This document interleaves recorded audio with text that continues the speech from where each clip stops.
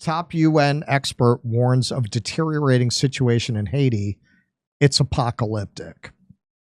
The UN's top expert on human rights in Haiti has warned the Caribbean country is rapidly moving towards becoming like Somalia in the worst of its times, after a criminal uprising which has displaced tens of thousands of people and largely cut its capital city off from the world. Just over a month ago, after the gang rebellion began, William O'Neill, an American human rights lawyer who has been traveling to Haiti for more than 30 years, voiced alarm over the rapidly deteriorating situation in Port-au-Prince. The international airport has been closed since early March because of the violence. Foreigners are being evacuated by helicopter, and heavily armed gang fighters continue to sow chaos, launching almost daily attacks on schools, universities, hospitals, banks, businesses, and the political heart of the Haitian capital. On Wednesday, the National Library was looted. Quote, "I know someone who lost half her family to former dictator Francois Duvalier's execution squads." That's Baby Doc. And she said she's never seen it this bad. Uncles, cousins, brothers killed, and she said it's never been this bad, O'Neill said from Geneva. "I'm running out of words, frankly, at this point. It's apocalyptic. It's like the end of times," added the UN's independent expert, who helped set up the resource-starved Haitian police force that is now battling to stem the tide in the mid-1990s. Quote, "There's a level of intensity and cruelty in the violence that is simply unprecedented in my experience in Haiti. More than 1,500 people have been killed in the first 3 months of 2024, compared with 4,451 in the whole of last year," the UN said last week. O'Neill is no stranger to challenging security situations, having worked in hotspots including Rwanda, Sierra Leone, Kosovo, Bosnia, Nepal, and South Sudan. But he expressed shock at the almost complete evaporation of Haitian authorities in the face of the gang mutiny, which started on 29 February and forced the Prime Minister, Ariel Henry, to announce his resignation from abroad. Haiti held its last election in 2016 and has lacked a president since 2021, when Jovenel Moïse was assassinated in his Port-au-Prince home. Haiti currently has no elected officials. Quote, "Here I think what's different is that the state is virtually absent. There is no state, and that's almost like a Hobbesian world where it's really the survival of the fittest. And unfortunately, the fittest right now are the gangs," said O'Neill, who thought only a minor miracle was helping Haiti's outgunned police prevent a total takeover.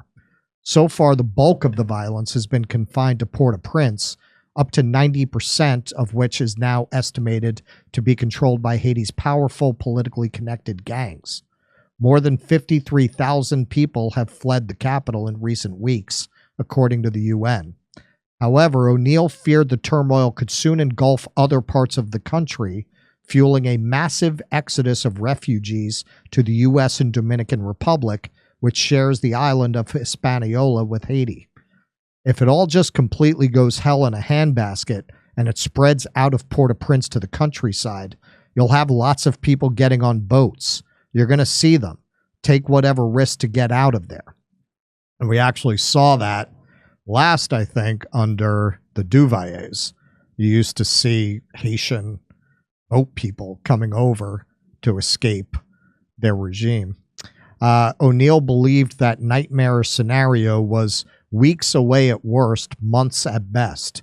It's really now descending into something that's like Somalia in the worst of its times, a 90-minute flight from Miami. We're not there yet, but we're perilously close.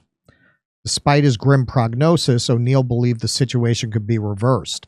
He hoped a Kenya-led multinational security support mission of up to 4,000 police officers and troops would be deployed and manage to retake and secure key pieces of infrastructure such as the airport, the port, and the fuel terminal.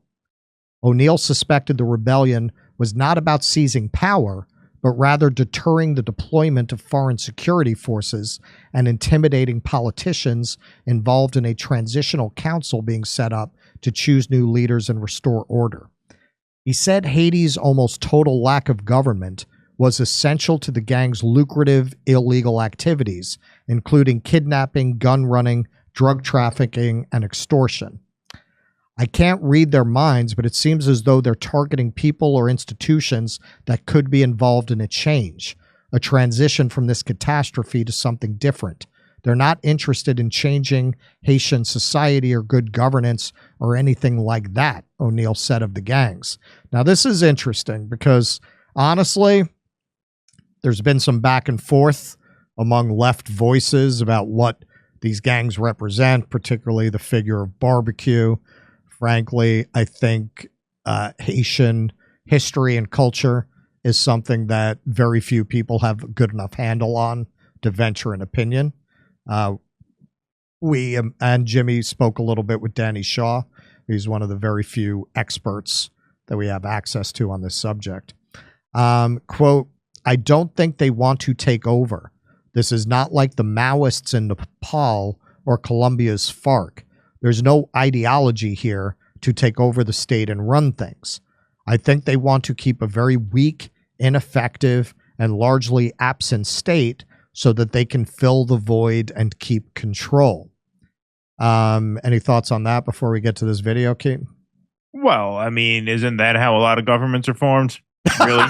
I mean, it's funny because it's true. Yes, it's true, right? Yeah. So, I don't think that's unique to this situation, but it seems to me like a very tragic and hopeless situation, not in small part because of the just complete lack of trust of any outside forces coming into Haiti. I mean, when you talk about forces coming in to keep the peace, I mean, they've been told this a million times that, oh, yeah, no, we're going to put your relief effort in charge of Hillary Clinton and George W. Bush, who tried to basically make that a paradise for American and Western corporations, and ended up basically just looting the place. And so, we talked to Danny Shaw about this, and it's difficult to get a handle on this because this is one of those situations where it's hard to have an opinion because the only honest opinion is what a disaster. Right. Well, and that, yes. So this video really brings out how complex it is, because the inclination is to say these poor people, we should intervene, right? I mean, that's the reflex. But not all the people in Haiti, apparently, even under these circumstances, want that intervention for the reasons Keaton laid out.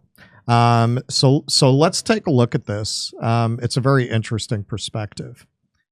This human rights lawyer says U.S. intervention in IT is the problem, not the solution. Why won't they leave IT alone? The mental pain right now Haitians are going through all over the planet is a crime. IT has faced escalating violence and political crisis since 2021 when President Jovenel Moïse was assassinated. Armed groups are now fighting over control of the capital, Port-au-Prince, where violence has displaced tens of thousands of people. Now the U.S. has pledged $300 million to fund a mission to send as many as 1,000 Kenyan officers to intervene. Even though a Kenyan judge blocked that deployment in January, saying the ICN government has no legal legitimacy, and lawyers and politicians in Kenya say they will block it again. Founder of the ICN Lawyers Leadership Network, Ezele Donto, is suing the country's government for treason for requesting the foreign intervention. It is against the Haitian constitution, and that if any of these government leaders that are appointed by the U.S. want to do anything for the people of Haiti, they need to push at the UN for the application of the resolution that forbids these illegal arms from entering. Yeah, and I just want to point out there have been a lot of articles about how all the guns going into Haiti, they're all coming from the United States. Yeah, and what reason do they have to believe that we are really interested in making things better there? Right. Like, why would we never they have believe before? That? Right, exactly. Donto says Haiti's current leaders have no mandate or legal capacity to request foreign troops. Acting Prime Minister Ariel Henry was never elected and is currently locked out of the country in Puerto Rico, where he announced his resignation in March, weeks after he said he would step down and only after street protests and growing violence by armed groups. But it's taken weeks to set up a transitional council to nominate a replacement, a process involving heavy oversight from the US, France, Canada, and regional trade group CARICOM, but not ICN themselves. Haiti has not had elections since 2016 and has had no elected officials since the Senate's term expired in 2023. I have not seen the resignation of Ariel Henry. No Haitian has that I know of, and just said to us who have been fighting against interference and invasion and occupation our entire life. Before you can be part of this council, you must first agree to allow the Kenyan troops into Haiti. Many say the mission is likely to fail and result in more ICN being killed. The militias and paramilitary groups, often referred to as gangs, are well organized. They are also armed with weapons shipped from the US with support and funding from the oligarchs and elites who own many of the ports. Haiti has been occupied and faced intervention many times. Each occupation destroys more of our culture, our infrastructure, our connection to a society. We have to give value to our culture, our land, so that no one could stand in front of me and say, why is it bad for the United States to choose for you? The US brutally occupied Haiti from 1915 to 1934, and the first democratically elected president of Haiti, Jean-Bertrand Aristide, was overthrown in 1991 and again in 2004 with alleged US involvement. The UN also had a peacekeeping mission in Haiti from 2004 to 2019. During that time, UN peacekeepers were accused of sexual abuse, and a cholera outbreak that killed over 9,800 was traced back to the UN base. The people of Haiti have continued to resist foreign intervention, and Donto believes the only solution is for the country to solve its own problems without foreign interference. As I said, because originally and still today, the Western powers don't change their profit over people motto, whether it's using slavery or sweatshop wages or plundering for your resources. We're the only nation in the Caribbean that fought the enslavers, and they have not forgiven us for that.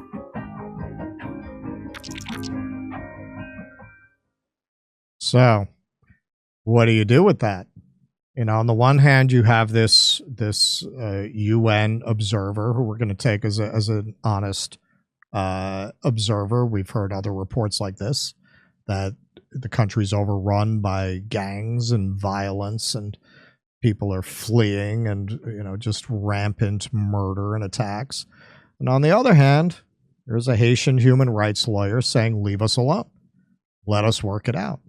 So on the one hand, I feel like, as Westerners, even those of us who consider ourselves anti-imperialist, we're reflexively inclined when we hear things like this to be interventionist. But hey, maybe you just leave them alone to work it out. It's a very difficult moral conundrum. I mean, particularly when you have leaders like ours, who are likely to go in there and plunder, as they always have in the past. I mean, what country have we left in better shape than we found it in recent history, right? And they say, well, these gangs, or as Danny Shaw would call them, paramilitary groups, pardon me. Well, they have no governing ideology. They have no underlying philosophy other than their own enrichment and empowerment through the practice of all these nefarious schemes. Well, now that does sound a lot, I'm sorry, like our government too. I mean, I think you can define a lot of governments on those terms as just not these very sort of nihilistic, power for power's sake superstructures. Now, this is not a superstructure yet because it's an unorganized country. And these gangs, if we'll call them that, have a monopoly on force, just like our government does. Like it is difficult to wrest power from people who have it. And so we think, well, because the people are living, at the mercy of these quote unquote gangs, we have to go in and fix that. Well, will we fix it, or will we leave it worse than how we found it? Because if past is prologue, my money is on the latter. And just like more philosophically, I mean, the struggle to form a government is always a David versus Goliath battle on some level, because ultimately in every one of these experiments, people with no power have to figure out some way to wrest it from those who already have it. Right. And that's not a peaceful, clean, neat process. And so like this is why I said like it's tough to have an opinion on this, because it's just a big mess. But maybe the forming of a country is a big mess, right? Either way. That's really the question. It's by bringing this up, I'm not in any way trivializing the horrible situation there, but it is a prime directive Star Trek kind of a question. Like, do you interfere in another society? And, their premise was that always has unintended outcomes, and you don't have the moral right to do it anyway, no matter what. Right. And this is a classic example of that. Like, well, is it more immoral to interfere or not to interfere? Where does the moral imperative lie in a situation like this? I think it really comes down to what the people there want. And at least as far as we can tell, it's very difficult in such a chaotic situation. Doesn't seem like even under the circumstances, the people of Haiti are crying out for the United States to get involved. No. Well, one way we could have done something to fix this is, demonstrating some goodwill when we had the chance after the earthquake, which obviously we did not. What do? Fucking suppress the minimum wage at the behest of Levi Jeans, who didn't want to raise it from whatever it was, 24 to 61 cents an hour. So we raised it by much less. I mean, that's just one of many examples. But no, look, we had an opportunity to win over the trust of the people to the point where if we say, hey, we're going to, send in forces there to keep the peace. Maybe if we had proven an ounce of goodwill, over the past several decades, they would trust us, but they don't, for good reason. And so it's not an easy question to answer. It doesn't really lend itself to a format that is all about hot takes and quick opinions. But look, Whose I mean, format that was is a that? great segment. Yeah, right, exactly. Yeah. But that was a great segment that you just showed there. I mean, that video really, I think, highlights why it is so difficult for people in Haiti to accept any outside intervention. And for the immigration issue, when you talk about people fleeing on boats versus fleeing to the DR, from my limited knowledge of the situation, apparently the Dominican Republic treats Haitians very, very badly. I've heard that. They are very brutal towards Haitian migrants. And so I think it would be easier for them to flee by boat to somewhere else than it would be for them to cross a land border. Hey, there's still tickets available in Stockholm, Oslo, Stroudsburg, Pennsylvania, Cortland, New York, Oakmont, Pennsylvania, El Paso, Texas, San Antonio, Texas, Edmonton, Alberta, Vancouver, British Columbia, Denver, Ashland, Virginia, and Athens, Georgia. See you there.